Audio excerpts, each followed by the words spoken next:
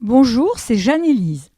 L'astrologie, c'est une tradition ancestrale qui de tout temps a défini le zodiaque en 4 éléments en correspondance à 4 couleurs attribuées à chacun des signes.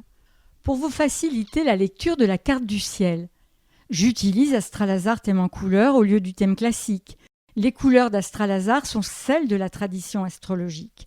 Voici les couleurs de votre semaine. La couleur, c'est de l'énergie. L'élément vert prédomine et annonce des énergies de force, de ténacité et d'endurance. L'ambiance de cette semaine va changer au gré de la Lune, car la Lune régit des forces subtiles et à l'image du chef d'orchestre, elle donne le ton à l'ensemble des énergies du thème. Le 24-25 août, la Lune est en Scorpion, signe d'eau, elle apporte à la fois de l'intuition et des énergies de combat. Pour vous les signes de feu, Bélier, Lion, Sagittaire, c'est le grand chambardement car l'intuition vous pousse à agir et vous donne des ailes. Pour vous les signes de terre, Taureau, Vierge, Capricorne, un besoin de vous mettre en avant avec une belle capacité de vous ressourcer, ajoutée à de la résistance nerveuse. Pour vous les signes d'air, Gémeaux, Balance, Verseau, comportement combatif, besoin de justice, de vous engager et d'être écouté. Pour vous les signes d'eau, Cancer, Scorpion, Poisson, force d'action, volonté de convaincre, un gant de velours dans une main de fer. Ce 26 et 27 août, la Lune est en Sagittaire, c'est un signe de feu. Elle exprime ses énergies sur 3 plans, concret, intellectuel et spirituel.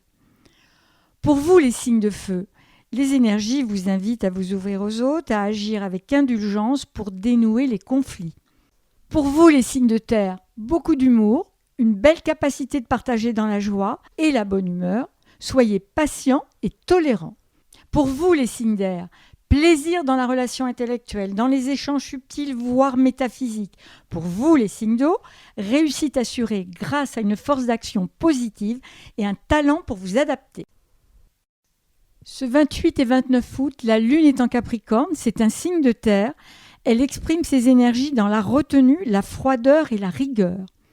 Pour les signes de feu, frustration assurée.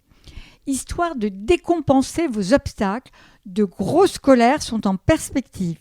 Pour les signes de terre, vos aptitudes naturelles de méthode et de logique sont au top et vient s'y ajouter de la résistance nerveuse et physique.